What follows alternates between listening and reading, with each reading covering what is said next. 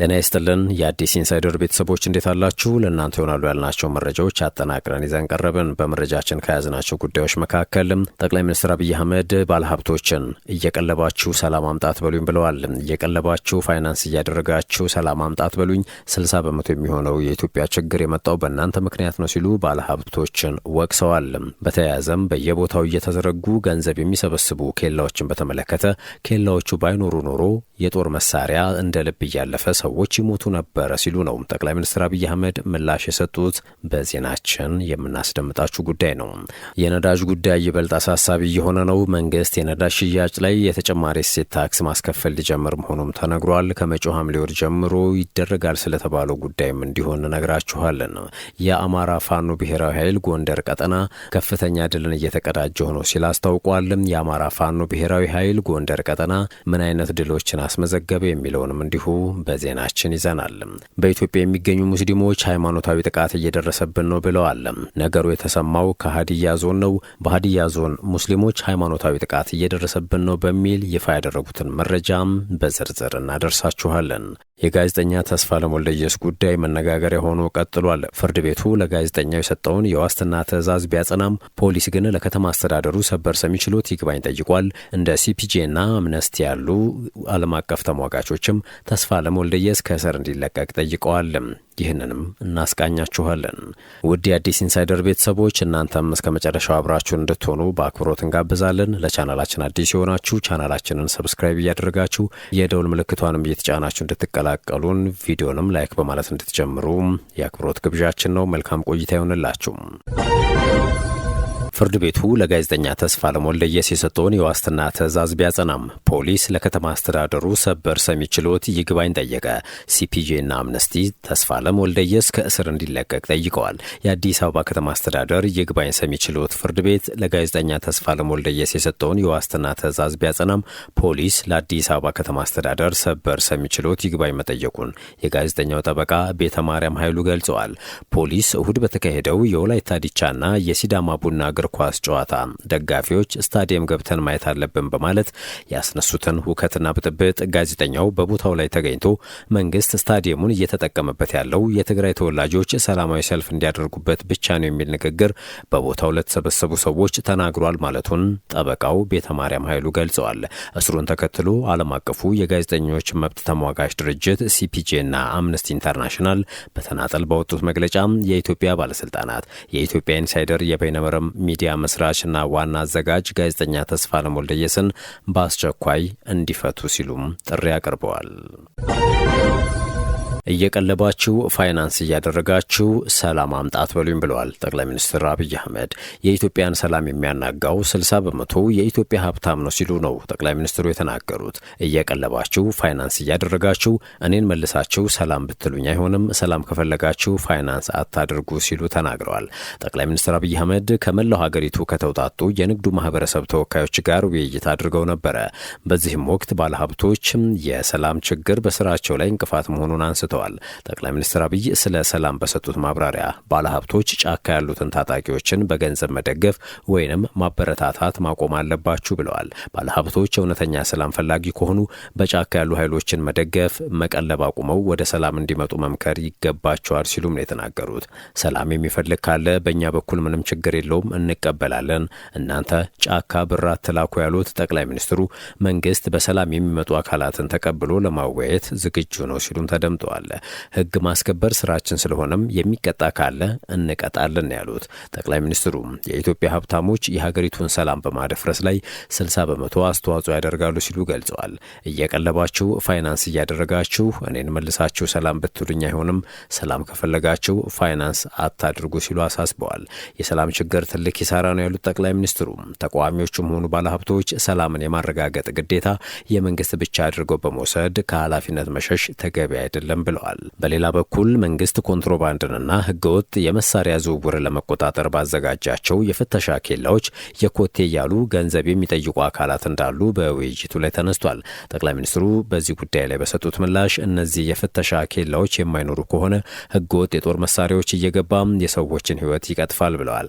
ነገር ግን ገንዘብ ሳይጠየቅ ፍተሻ የሚደረግበትን መንገድ ለማመቻቸት መንግስት ከንግዱ ማህበረሰብ ጋር በትብብር ይሰራል ማለታቸውን የተዘገበው። የድምፃዊ አንዱዓለም ጎሳ በዋስ መለቀቅን ተከትሎ የሟች ቀነኔ አባት ልጄን ለሁለተኛ ጊዜ ነው የገደሏት ሲሉ ተናግረዋል። የቀነኔ አባት አቶ አዱኛ ዋቆ እስከዚህ ሰዓት ድረስ ፖሊስም ሆነ አቃቢ ህግ እዚህ ላይ ደርሰናል ብለው በግልጽ የነገሩን ነገር የለም። እንዲሁ በብላሽ 3 ወራት ነግዷል። የልጃችንን ደምም እውነታውንም አላገኘንም። ልጄን ለሁለተኛ ጊዜ ነው የገደሏት ሲሉ ተናግረዋል። ከዚህ በኋላ ምን እንደሚያደርጉ ለቀረበላቸው ጥያቄ ህጉ ስብስብ ነው። አቃቢ ህግ የሚለውን አይተን ለአምላክ እንሰጣለን። እንደ ሰው የምንለው ነገር የለም። ቀነኒ ፍትህን የተነፈገችው ከጀምሮ አንስቶ የነበረ ነው። እኛን ለማድከም እስካሁን አቆዩን እንጂ ሊለቁት ከፈለጉ ቆይተዋል ሲሉ ተናግረዋል። አክለውም በዚህ አካሄድ እንሞክር ብለን እንጂ ፍትህ እናገኛለን ብለን አናስብም። ከእሷ ደም የልጁ ታዋቂነት ይበልጣል ሲሉ ገልጸዋል። መንግስት የነዳጅ ሽያጭ ላይ 15 በመቶ የተጨማሪ እሴት ታክስ ማስከፈል ሊጀምር መሆኑ ተነግሯል። ከመጪው ሐምሌ ወር ጀምሮ የነዳጅ ግብይት በዓለም አቀፉ ዋጋ መሰረት ይሆናል እየተባለ የሚገኝ ሲሆን መንግስት የነዳጅ ሽያጭ ላይ 15 በመቶ የተጨማሪ እሴት ታክስ ማስከፈል ሊጀምር እንደሆነ ነው የተዘገበው። ላለፉት ወራት ቀስ በቀስ የነዳጅ ድጎማን እያነሳ ነው። መንግስት ሙሉ በሙሉ ድጎማውን ከማቆም ባሻገር ተጨማሪ እሴት ታክስ ሊያስከፍልበት ማቀዱም ነው አሁን እየተሰማ ያለው። የፌዴራል መንግስት የ2018 ረቂቅ በጀት የሚያሳየው ከነዳጅና የነዳጅ ውጤቶች 15 በመቶ ቫት በማስከፈል ከ3 ቢሊዮን ብር በላይ ለመሰብሰብ ታቅዷል። የፌዴራል መንግስት የ2018 የገቢ በጀት በሚል ለፓርላማ የቀረበው ረቂቅ በጀት ከስኳር 1.9 ቢሊዮን ብርና ከጨው 337 ሚሊዮን ብር ተጨማሪ እሴት ታክስ ለመሰብሰብ መታቀዱን ያሳያል። ከዚህ ቀደም እንደ ዘይትና ስኳር ያሉ ምርቶች በመንግስት የሚደጎሙና ዋጋቸውም ተመጣጣኝ እንዲሆን ከተጨማሪ እሴት ታክስ ነጻ የነበሩ ናቸው መባሉ አይዘነጋም። የአማራ ፋኖ ብሔራዊ ኃይል ጎንደር ቀጠና መይሳው ካሳ ሁለተኛ ኮር አካል የሆኑት አድዋ ክፍለ ጦርና ቋራ ኦሜድላ ክፍለ ጦር በጥምር 4ኛ ቀኑን ባስቆጠረው ዘመቻ ቋራ ቃል ኪዳን በበሙር ቀዝቀዝና አባይዳር ቀጠና ከፍተኛ ድል እያስመዘገብን ነው ብለዋል። ባለፉት 3 ቀናት ውስጥ በተደረገው መደበኛ ውጊያ በርካታ ያገዛዙ ጦር አባላት ሙትና ቁስለኛ ሆነዋል ብሏል። አፋብኃ ቀጠናውን ለመቆጣጠርም ሆነ የአርሶ አደሩን የእርሻ ወቅት ለማደናቀፍ አስቦ ቢንቀሳቀስም ጦሩ በፋኖች ድል መጥቷል ሲል አፋብኃ ገልጿል። አባይዳርና ቀዝቀዝን ለመቆጣጠር እንቅስቃሴ ቢያደርግም በፋኖች ከቀጠናው ሙትና ቁስለኛ ሆኖ እንዲሸሽ ተደርጓል። ወደ መጣበት በሙር ከተማ በመተከልና ከቋራው ሜድላ ጋር በመጣበር እንዲሸሽ ተደርጓል ያሉት አሁንም ውጊያው ስለመቀጠሉ ተነግሯል። በዛሬው ዕለትም ሰኔ 4 ቀን 2017 ዓ.ም ከሙር ከተማ በቅርብ ርቀት በተደረገ ወደ ውጊያ የሰነበተ አስክሬንና ቁስለኛ ለማንሳት ያገዛዙ ኃይል ገብቶ ስለታፈነበት ተጨማሪ ኃይል ጨምሮ ድሮን ጭምር በመጠቀም የበለጠ ከፍተኛ ሙትና ቁስለኛ ሆኖ እንዲሁም ከፍተኛ አመራሮችን አጥቶ በሽንፈት ወደ መጣበት ተመልሷል ይላል መረጃው። አሁን ላይ የደለጉ ሆስፒታል በቁስለኛ ተሞልቷል በማለትም ጭምር ይህንን ድል አስመዘገብኩ ያለው የአፋብኃ ጎንደር ቀጠና መይሳው ካሳ ኮር አድዋ ክፍለ ጦርና ቋራ ኦሜድላ ክፍለ ጦር በጥምር የአገዛዙን ኃይል እየተዋጉት እንደሚገኙ ነው የሚገልጹት። በዚሁ አውደ ውጊያ አንድ ዙ 23 ተመቶ ከጥቅም ውጭ ሆኗል። አስከሬኑም በየቦታው ወድቋል ተብሏል። በሀዲያ ዞን ያሉ ሙስሊሞች ሃይማኖታዊ ጥቃት እየደረሰብን ነው ብለዋል። በሀዲያ ዞን አንሌም ወረዳ የሚገኙ ሙስሊሞች ሃይማኖታዊ ጥቃት እየደረሰብን ነው ማለታቸውን ዶችቬሌ ዘግቧል።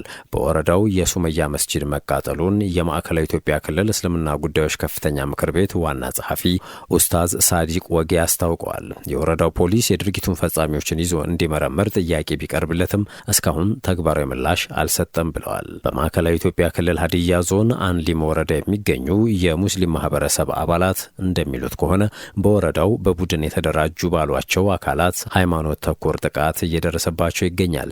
የእምነቱን ተከታዮች ማዋከብና ማስፈራራት የተለመደና የቆየ መሆኑን የተናገሩት ከማህበረሰቡ ተወካዮችም ከቅርብ ጊዜ ወዲህ ግን ጥቃቱ እየተባባሰ ነው ይላሉ። የወረዳው የሙስሊም ማህበረሰብ ተወካይ የሆኑት ሼህ አብዱል ፈታህ ነስረዲንና ያሲን ረመዳን በእምነቱ ተከታዮች ላይ ጥቃቱ መድረስ ከጀመረ ረጅም ጊዜያትን አስቆጥሯል ይላሉ።